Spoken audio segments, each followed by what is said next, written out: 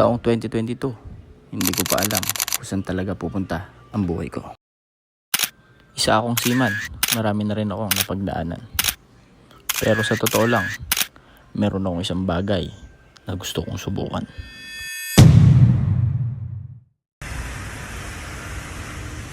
December 26, 2022. Yes.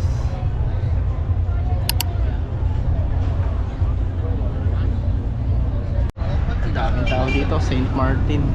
Ito nga yung bagay na gusto kong subukan. Yun na yung maging katulad, i-Discarding Marino. Marami naman siguro sa inyo ang nakakilala sa kanya.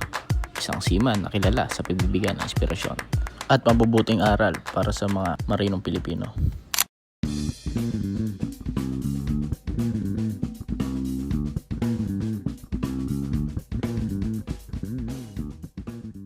Totoong hindi ko malilimutan yung mga panahong pinapanood ko yung mga vlogs niya.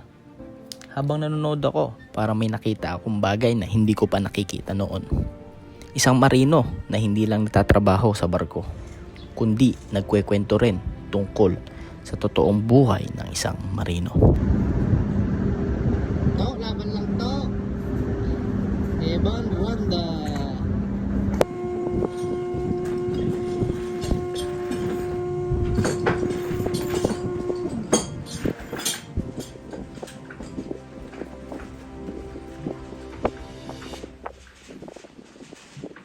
At higit sa lahat, yung mindset ng isang marino na gustong umangat sa buhay.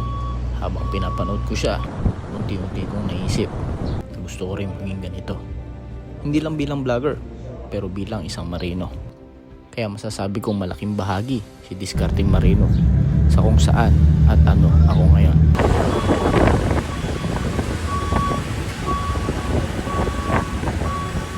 Totoong gusto ko maging katulad niya. Hindi ibig sabihin na gusto ko siyang kopyahin. Gusto ko lang maranasan yung mga ginagawa niya.